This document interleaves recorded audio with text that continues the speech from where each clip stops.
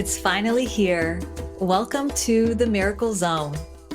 More than a podcast, this is a sacred space for visionary leaders and heart-centered entrepreneurs who are ready to take off the masks, set aside the roles, and step into the raw, magical truth of what it actually means to lead in these transformational times.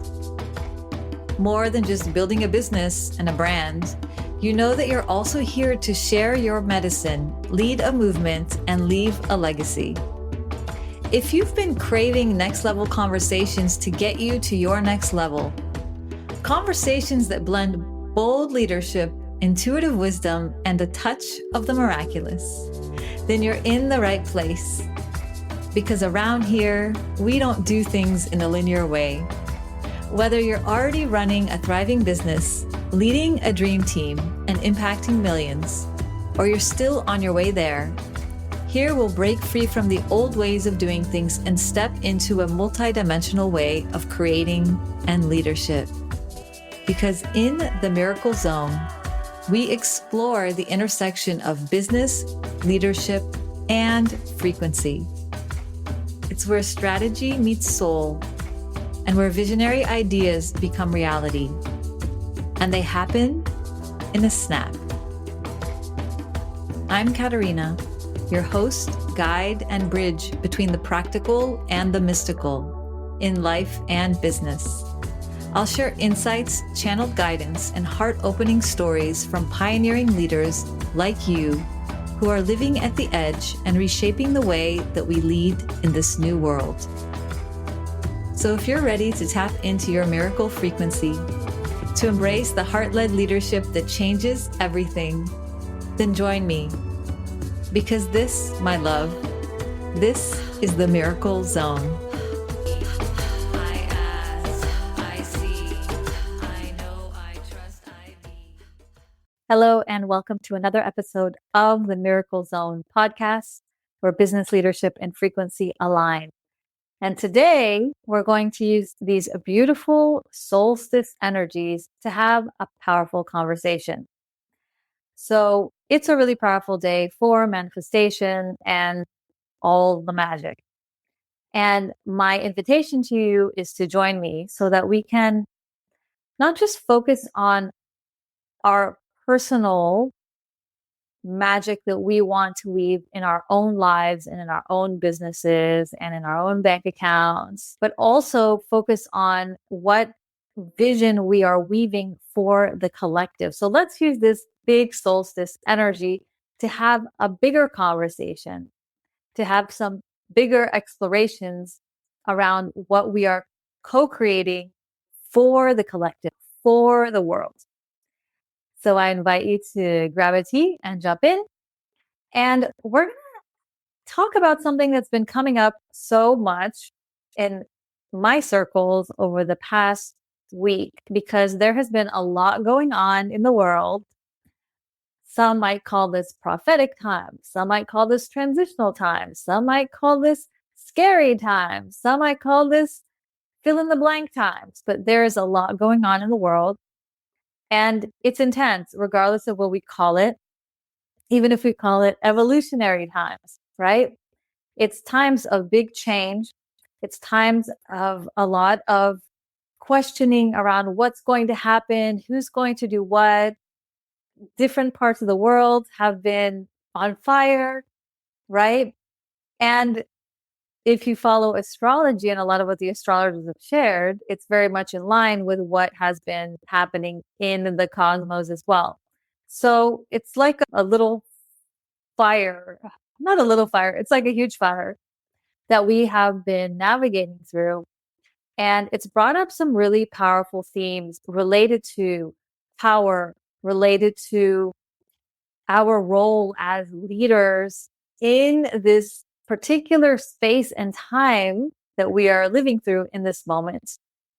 And this conversation that's been coming up with friends, with clients, all over the place, also internally within myself, is this conversation of what is my role here as somebody who is very tuned in spiritually, and connected to the multidimensional reality, and also somebody who notices suffering, who sees suffering, and who doesn't necessarily feel comfortable or like it's necessarily my path to look away from that suffering and pretend it doesn't exist. Because there is so much spiritual bypassing that can happen in the spirituality space, in the new age space. And those of us who don't quite feel comfortable with that find ourselves a little bit lost in the middle. And so I really want to have that conversation because I've been having some amazing conversations again in my world over the past week on this topic. And it's not the first time that I have these conversations.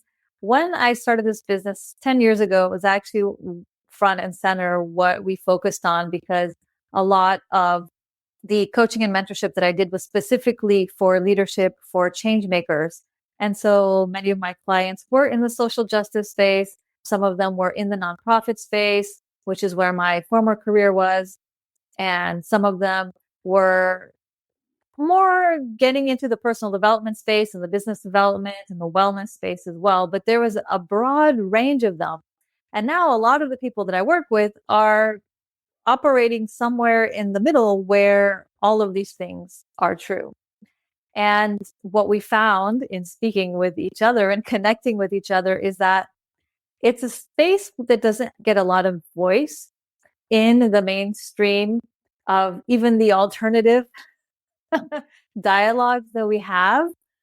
And it can feel really uncomfortable when you feel like, okay, I'm not fitting perfectly into this box of activist or change maker by the normal definition of it, but also not fitting into this box of just a spiritual being living a spiritual existence in a human body, but disconnected from what's actually happening in the 3D.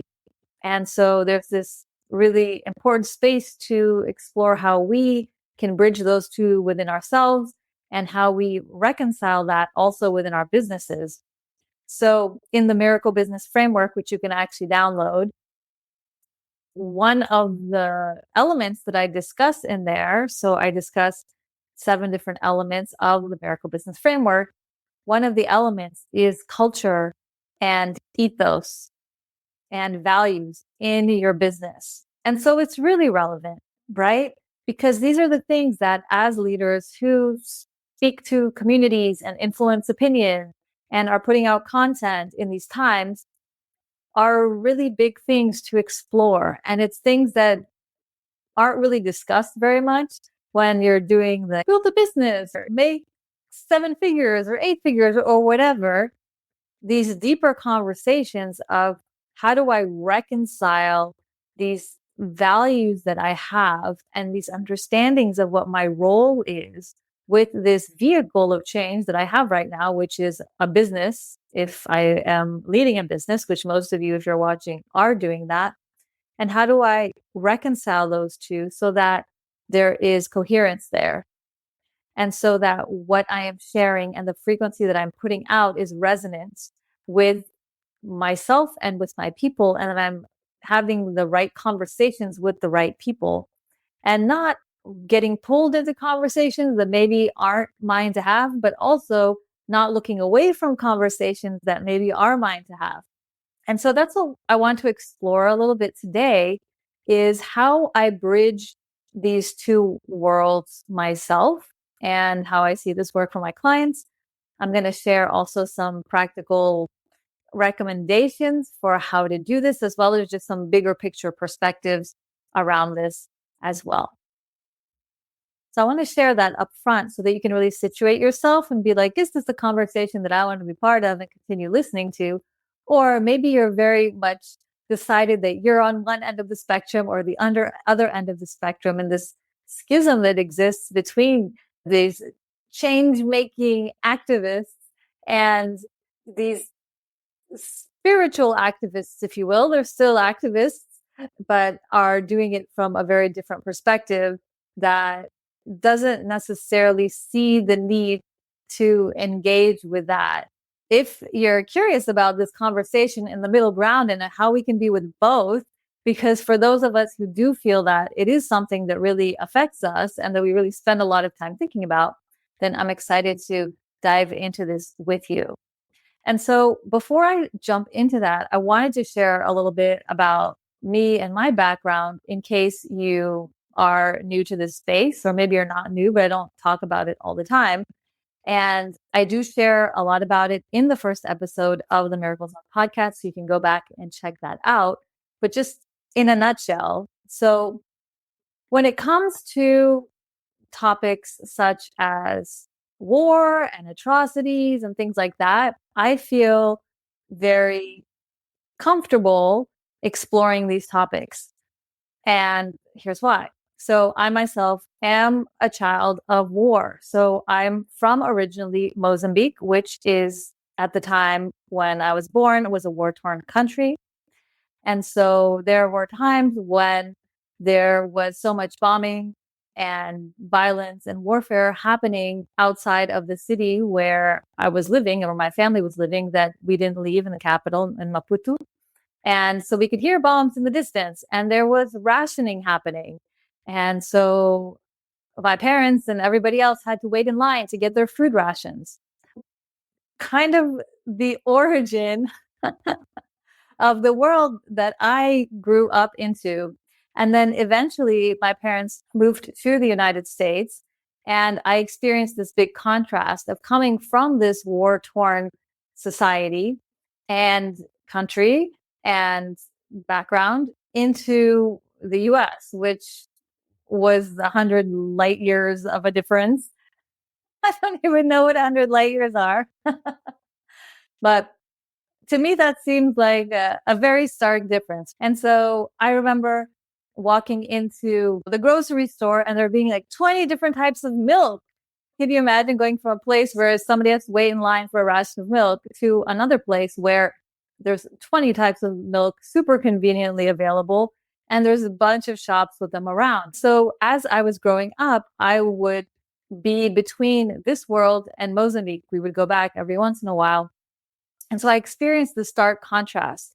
So I didn't have the luxury of looking away and not seeing. I didn't grow up in a super privileged bubble. There was still privilege, obviously, because I am a white person and I was in Africa at the time. And I continue to be a white person and still be very privileged. So I'm not saying that there was no privilege, but I'm saying I didn't have the privilege of not even knowing what war is, what poverty is, what suffering is. And in fact, I got slammed with both the contrast of the two, and that really affected me. So from the beginning, I've been an activist.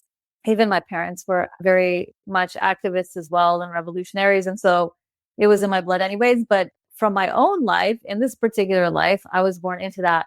And my teenage years, I was very much an activist. I was very involved in a lot of protests, not just in my teen years, but since then involved in protests, involved in different causes. I spent my summer working on human rights things, volunteering for human rights organizations, even leading activist movements, all of that. So I feel very comfortable in that space, having these conversations, which might not be true for everyone, but this is why it's important to me. And it's why it's important to me also when I work with people that it's something that there is resonance there as well, that it's something that they care about too. I'm very comfortable in that space. And I worked in the nonprofit world afterwards. I also worked with foundations, helping to direct huge sums of funds for development projects and women and children projects and all of that goodness. So that was my first career before I experienced burnout and found myself in a place where that did not work out for me. And I went back to, okay, what does leadership look like and how can I support other leaders to continue to be change makers in the world without themselves burning out? And then that eventually led to me starting my coaching and mentorship business, supporting other women leaders and women identifying leaders in doing the work of change making in the world. And some of them are very much boots on the ground kind of change makers. And some of them are very much in disguise change makers. And there's nothing is better or worse than the other. There's a time and a place and a role for everyone.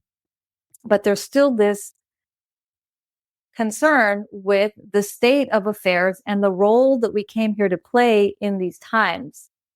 And this feeling of responsibility as leaders in these times.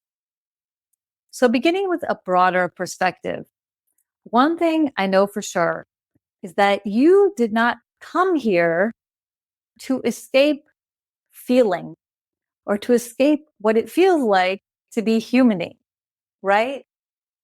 Because otherwise, if you don't really need to feel, or if you don't need to have the human experience, then why are you even incarnated? You can just be there at one with source, right? So part of being here in this human experience is the feeling, it is the humaning. And so looking away from that because of how it makes us feel doesn't quite make sense, because we came here to feel. We came here to do the heart work, the work of opening the heart and keeping the heart open no matter what. No matter what. Not conditionally, but something beyond transactionally of, oh, I can keep my heart open, keeping it open no matter what. And this is what it looks like to be a living embodiment of love with a capital L, not a conditional or transactional love. I can be loving if I am in a perfectly peaceful environment, undisturbed, but to be a living embodiment of love with a capital L, which is no matter what is happening around me, no matter what atrocities I am noticing in the world, no matter what, I can keep my heart open.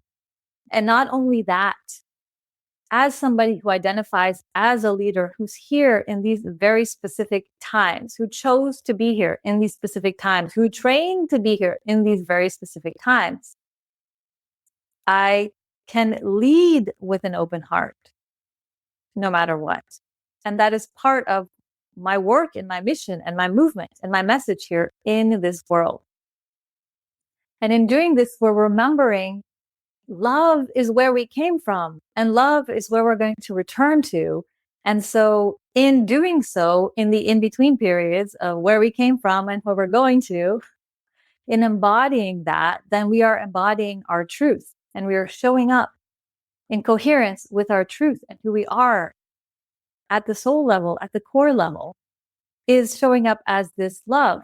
This love doesn't need to look away. This love can feel, it can still exist. It can still lead in this way. And I have met some people in this world who have gone through so much suffering that you cannot fathom. And nevertheless, their hearts are open and they're the most loving people. And those are the most spiritual people. Not spiritual as in dressing all spiritual and having a huge following on Instagram, right? But in terms of actually being a living embodiment of love on this earth. And so how can we aspire to be that in how we lead? And how does that then translate into our business and what we're doing and what we're talking about and how we're showing up, right? And that's where we can get a bit more into the details of the how. But I think it's really important to just have this broader perspective of, oh, wait, yeah, I'm here to feel, right? Because the more range that I can feel, the more range that I could feel, right? To be able to be with that deepest rage allows me to be with the deepest rapture. To be able to be with that deepest grief allows me to be with that deepest gratitude. And so this is part of just recognizing that it's the work that we're here to do, right? And as empaths, figuring out how we can function in this world with this system, which can be highly sensitive to energies and to emotions and to picking things up from other people, picking things up from the collective. How do we function in our particular vehicle? What is important for us to remain functional, still feeling, but not being flooded with something that will incapacitate us and it's of no service to our communities and to ourselves, right? And so I wanted to begin with that again, because I feel like that broader perspective is really important for setting the context of, okay, I understand that I need to feel, because a lot of the challenges that come up when we're thinking about spiritual bypassing is this avoidance of feeling. Like it's going to be a negative, low vibe or bring my frequency down to feel the things. It's no, the frequency isn't like up, down like this. We have our core frequency that we cultivate. And yes, over time, we're working on that and we're working on that, but we're anchoring it in, we're embodying it, we're cultivating it. And that's the core frequency. The feelings can go up and down, right? They're like the top of the ocean waves. We can go up, we can go down, we can be sad, we can be happy. I'm like giggling part of my day and I'm crying part of my day. That happens often, sometimes within an hour of each other. The waves come and go. It's also part of our feminine nature, right? We're not suppressing, we're letting ourselves ride these waves, and they look different for each person. For some people, it's like tsunami waves. For others, it's smaller waves, but there's still the surface level waves, the feeling they're happening. But then there's a depth of the ocean, which is more still and which is our frequency, right? And so I talk a lot about operating at the miracle frequency. It's that, oh, I can anchor into this no matter what is happening on the surface level of the feelings. I'm anchored into the miracle frequency, and I do the work to do that more and more, and it comes more and more naturally. And then I don't even think about it. That's just the baseline of how I operate, right? But the feelings can still happen, and they're not going to turn everything upside down, or not everything will go awry because I'm letting myself feel these feelings. Okay. I want to get into, okay, but how, what does that actually look like? So the first area that I want to talk about is recognizing that you have a choice. Most of the time, there's people who don't have a choice. They are in it. It's affecting them immediately, directly. It's affecting their families. It's affecting their countries. That's true for some of my clients. So if that's you, then the choice is less difficult to have because it's in your face. But most of the people have a choice that are listening to this podcast right now. Most people have a choice of the degree to which they want to engage. And that's why some people choose to just look away and exercise their privilege of looking away, whereas other people choose to look at. And either way, it's a choice. And I say that because many people in the world don't realize that it's a choice, right? They're constantly checking the news, they're constantly engaged and looking without realizing that they can choose to switch it off or to choose how much they can engage with it, right? Or what sources they're engaging with in the first place. And so this first area is really about bringing consciousness to this choice that you have of how you want to engage, and bringing some discernment to that, bringing some boundaries to that, bringing some intentionality to that, and not just letting yourself getting pulled by the current, whichever one it is. Even for the ones who are really engaged on the ground. And I've had clients who are very much at the forefront of big movements and influencing big thought leadership around certain movements. There still can be a point where they feel like they've been pulled too far and they've lost themselves and their leadership in that, and they need to come back and re-engage with, okay, what's my role and how am I engaging? What are the conversations that I'm having? What is the intention for what I am communicating? So it's easy to get pulled. And so that first piece is really this discernment, intentionality, consciousness, bringing conscious awareness to it.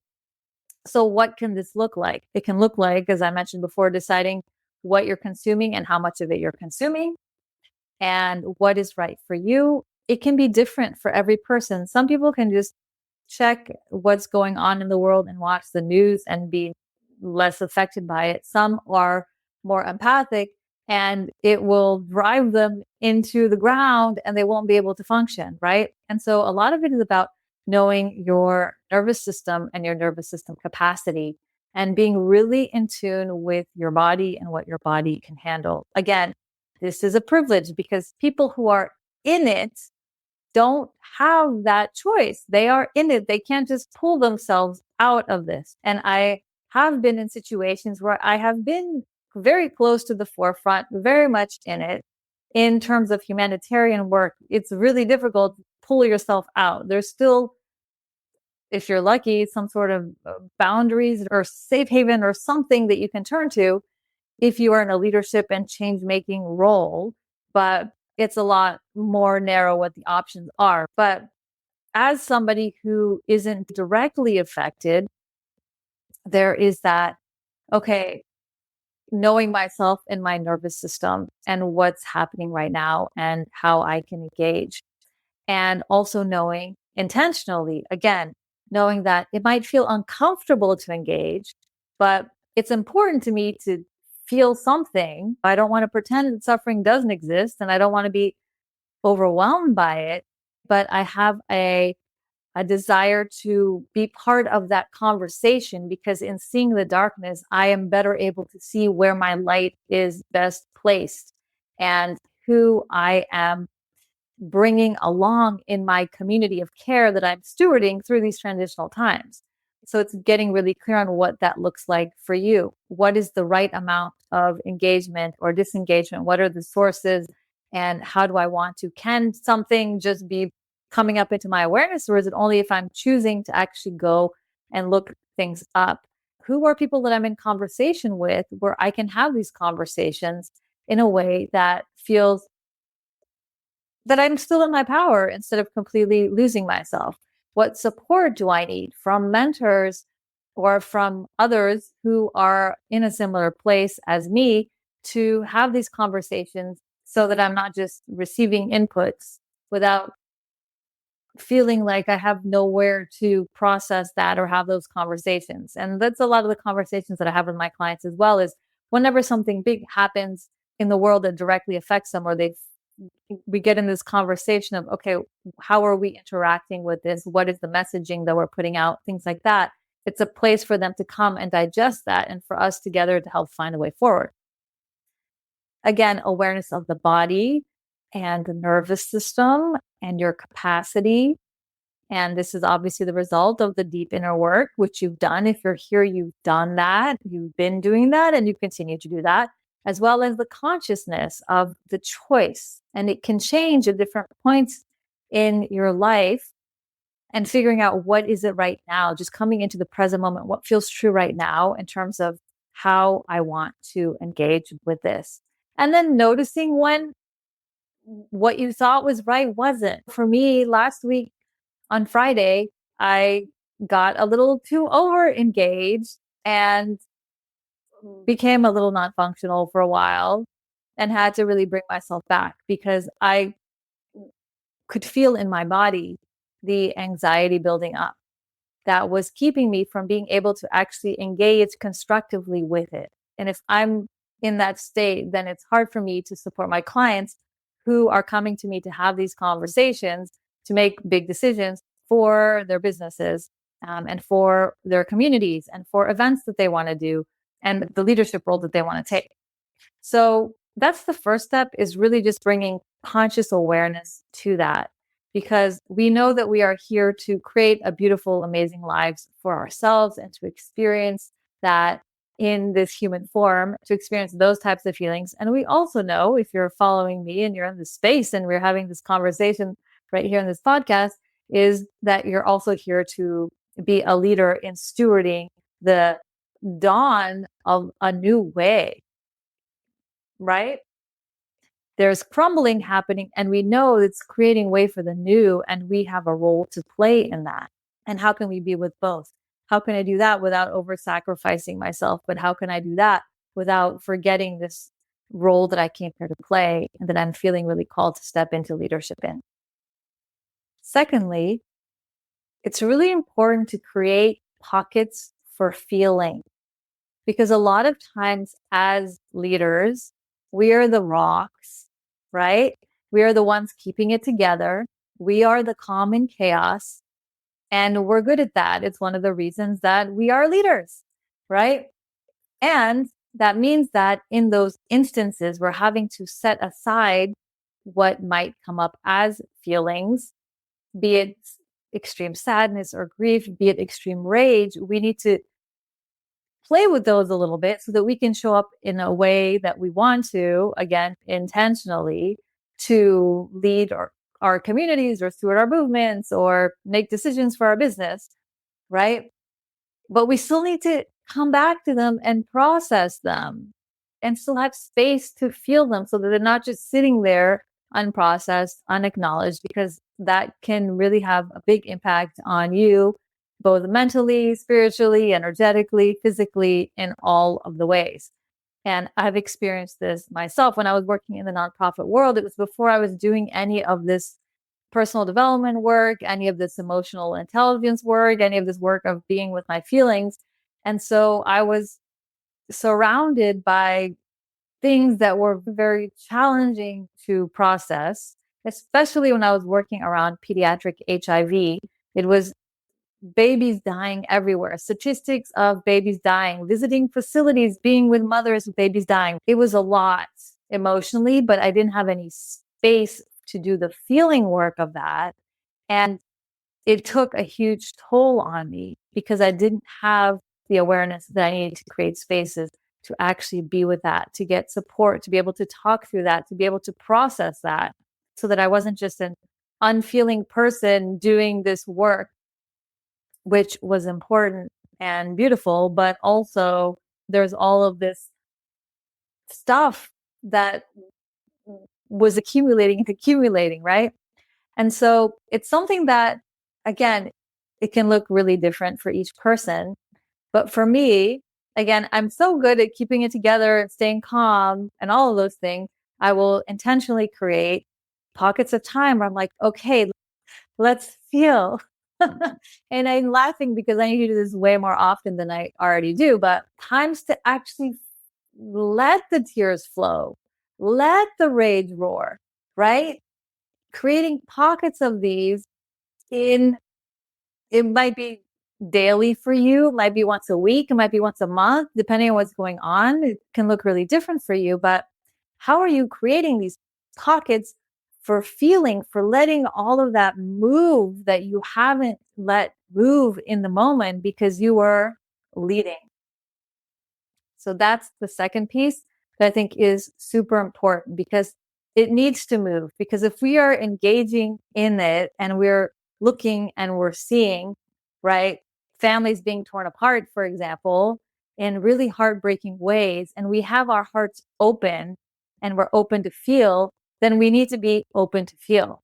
Otherwise, it's not going to work. It's going to be overwhelming. It's going to be counterproductive. And that's a reason why it's so much easier to just choose to look away, because we don't know how to be with it. And again, that might be private spaces. It might be group spaces. There's groups that come together to process grief. That's something that in many cultures, there were grieving circles where people would actually come to grieve together, and there would be grief rituals for the whole community. And those don't exist now, but it was exactly this, creating spaces for these things to move, these feelings to move and to be felt, so that we can still continue to function while still acknowledging that they exist. The third thing that I want to mention is knowing your role and really reflecting on what your role is. Again, this will depend on the issue or the topic or the cause at hand, or just in general for how you lead in the world in general. Because our role some of us have a very similar role throughout our lives. For some of us, it also changes and evolves over time. So it's something like, for example, evolves over time. So one resource that I really love to use here is Deepa Iyer's Social Change Ecosystem Map. And it's this amazing map, and I'll link to her Instagram account below. It's an amazing map that maps out different roles that different people can play in bringing about social change, right? Because ideally, yes, we have as many people out there protesting, for example, but maybe that's not your role in this particular moment in time. For example, sometimes that's more appropriate for able-bodied individuals, right? Or for example, when I had my son, that's when I stopped doing that because I was a new mother with a small child. And I remember I was so frustrated that I couldn't actually go out and do the protesting and the activism that I used to do before because I was with a little baby. And so in that moment, my role was different. So over the course of your life, your role may change. And it's always good to go back to and reflect on what is my role in this moment, right? Also, as you rise in different levels of leadership, I started getting more into an organizing role, into more of an advisory role.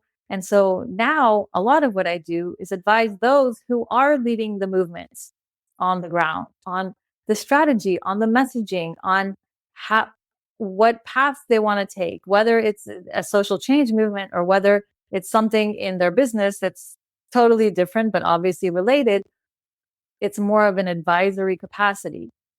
And it's my role to have spaciousness and capacity in my body, in my nervous system, to be able to receive those who are coming to me for guidance on these issues, who are in the thick of it and don't have that capacity necessarily because they need a safe, calm space to be able to pull back and actually look at, okay, this is what we're doing. Okay, what is the next step? And have those conversations. And so our roles evolve over time. So on the map, if you look at it, and you definitely should, you'll see there's different roles, right? There's disruptors, there's caregivers, there's healers, there's many other. So oftentimes we see change making or social activism as looking as one thing, looking like one thing, and we're either that or not that, as opposed to asking, oh, what is my role in this change making process that feels aligned? And what does that mean for my business? Does it mean anything for my business? Is there overlap there? And so for me, it's important for me to talk about these things every once in a while and share where I stand and what my thoughts are and what my values are, because it's important for me to be clear about who I resonate with and who I love to support and the work that they're doing in the world. And if it's just about, the spirituality where you're blissed out all the time, there's nothing wrong with that. You do you. But I'm here to work with the leaders who are stewarding in a new world, right? And so we can't look away from what's happening in the 3D completely, because that informs the work that we're doing in the other dimensions. We need to be with the both. We need to see what the evolution is. We need to look at the interconnection points. We need to look at, okay, how are we shaping this? We need to have those conversations. So that's the third area. The fourth area I really want to touch on today is around joy.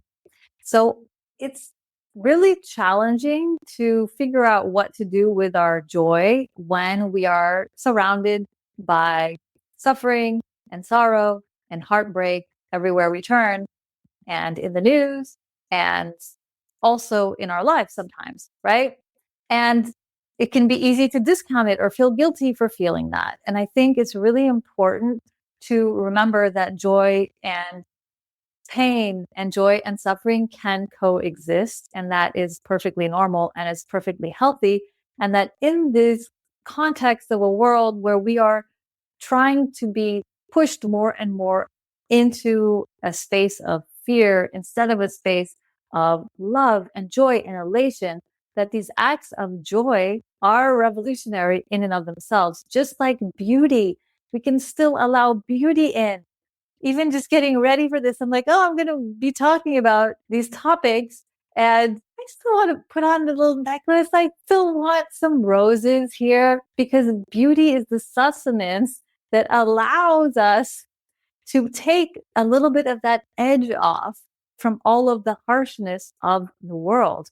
And so to not make it wrong or to not feel guilty about it, but to let it coexist with everything else, again, because we are experiencing the full range of human emotion and human feeling. And so, as part of this, I wanted to share one of the books that I really love, which is See No Stranger, a memoir and manifesto of revolutionary love by Valerie Kaur. And she has another amazing book too that's more recent. But she has a section in here where she talks about joy specifically that I want to read to you and just encourage you to check out this book and just follow her and her work, because she is, when the poop hits the fan on the global stage, I always turn to her to help me navigate this spiritual warrior or sage warrior, as she talks about in her latest book. So she says, joy is possible even amid great labors, the labor of dying, the labor of birthing, and the labors between. We cannot force it, but when we create moments to breathe between labor pains and surrender our senses to the present moment, notice the colors and light and feeling of being alive here together, joy comes more easily. It is a felt sense in our bodies, in the face of horrors visited upon our world daily, in the struggle to protect our loved ones. Choosing to let joy in is a revolutionary act. Joy returns us to everything good and beautiful and worth fighting for. It gives us energy for the long labor. Letting in joy, therefore, is the 10th practice of revolutionary love, the core practice that sustains all others. Joy is the gift of love. It makes the labor an end in itself. I believe laboring in joy is the meaning of life. May we look up at the night sky, may we let joy in, for we will be someone's ancestors one day. And if we do this right, they will inherit not our fear, but bravery born of joy. So that's on page 307, if you want to look that up. It really is a beautiful book and resource that I recommend. And the fifth area that I want to mention is noticing that the schism between spirituality and change making is a false schism in the first place, right? Because when we are doing the sacred work, it gives us strength to show up for the change making work. And when we are doing the change making work, it's giving us the juice, right? That then allows us to deepen in our spiritual work, because it is challenging to show up with an open heart and keep our heart open in this world, right? And that's going to allow us to deepen spiritually, right?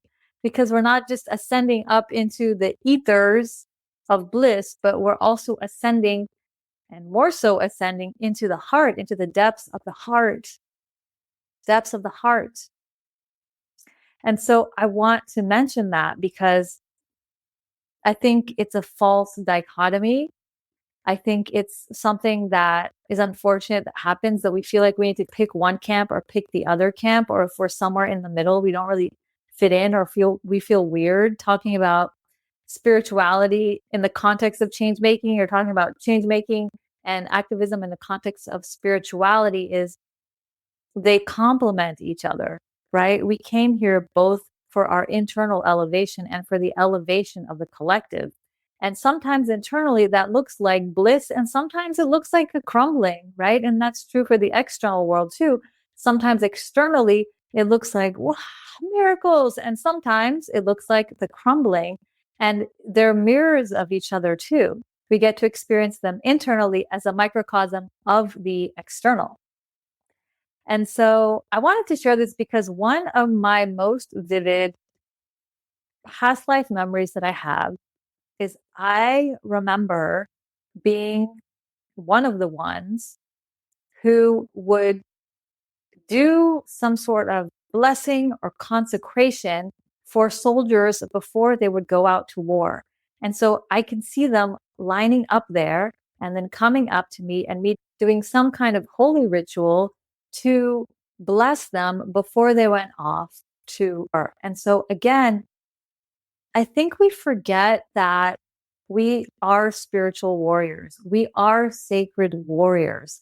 And so in many ways, we do this ourselves too. We can bless ourselves. We do our rituals. We do our ceremonies. And in these times, it becomes even more important to lean in on those blessings that we tap into on the daily to bring holiness to this whole experience, to bring protection to this whole experience, and to fuel us as we then go off to be a stand for whatever it is that we are a stand for in this world, whatever we are putting our arms up for, whatever we are fighting for from a place of love in this world. And it doesn't make sense to think about one as being completely separate from the other, right?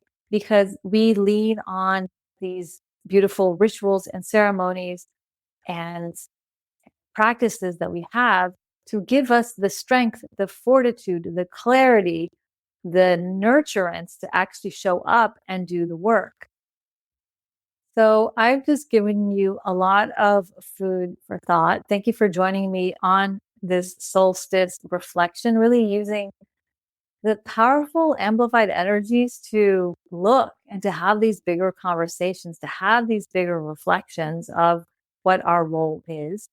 And I wanted to complete today just by tuning in and feeling into if there's any message or transmission from the Great Mother related to this topic or just to these times in general, just to complete this in a more grounded in the heart space. I feel like I've been sharing lots of ideas and what works and practicalities. But then there's just the quality of working with the mother, the Great Mother, and the respect for all of life and all of beings, where, of course, there is no separation there. Of course, we are connected. Of course, we look. Of course, we nurture. Of course, we protect, because that's the nature of us as an extension of the mother herself. As I tune in, what I'm hearing is our hearts are strong. Our hearts are strong. Just a reminder that we can be with it. We can be with the suffering. We can be with the pain. We can be with the fear. Even if we know that much of it is an illusion, we can be with it. We can still look at it because we're here to take people with us on this bridge from point A to point B, moving from this 3D space into a more 5D reality, which is connected to the heart space and beyond into other dimensional realities. But we can't get to point B without looking at and residing in point A, right? The whole point is we can be with it all. And we do that work of becoming more and more practiced in being with it all. We have our whole lifetime to practice this, right? And as we rise into our leadership, as we rise into our eldership, we get to be able to do this better and better and better. But we can only do that when we continue to practice in this lifetime as we have in previous lifetimes. It doesn't stop. We don't get to just turn and say, whoop, that's not relevant anymore because I'm now operating at this level. Again, knowing your role in the space and also knowing that your role here is to help to shepherd people from here to there, right? That is the shift that we're here to make. And so we cannot take people from point A to point B by denying that point A is real and saying that it's just an illusion and that we don't need to look at it and it's not relevant to us. Some people can do that. but not you in the role of leadership that you came here to take in these times, in the legacy that you came here to leave. And so it's figuring out, what is your dance? What is your dance in this space? And knowing that you do have the capacity in your heart to hold it all. And to know that you also are not holding it all by yourself. There are others.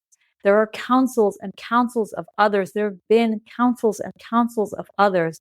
And as things continue to progress, and they will in the coming years, more and more, we will be reconvening in these councils together, having these conversations together. But unless we're able to do the both, we're not going to be able to find each other. Because in doing the both, we will find who we resonate with, who we respect their opinions with, who we want to sit around the table and around the fire with, to have these conversations of how are we stewarding in this new age, this new era, this new earth, given what's happening in the 3D realms, given what's happening with AI, given what's happening in other things that we can't even imagine yet, but that are just around the corner. We're going to need to be able to come around the table and have these conversations, but we can't have these conversations without the context of what actually is happening on the ground, even if it is in many ways a grand illusion. So that's the message that I was getting. Husiat anyash un ayasuma anya aishkutuna haisud aya. It's just to continue to work with the heart space. That is the number one thing. And it's the thing that's going to contribute both to the change making work and the capacity to do that work, as well as to the spiritual work of evolution and ascension that you're doing. It's all rooted in the heart. And when we do that work, we can be with the both and not feel like we need to choose between one or the other, or that one or the other does not belong to us. And yeah, thank you for joining me today for this special solstice edition on the Miracle Zone podcast. And I look forward to seeing you next time.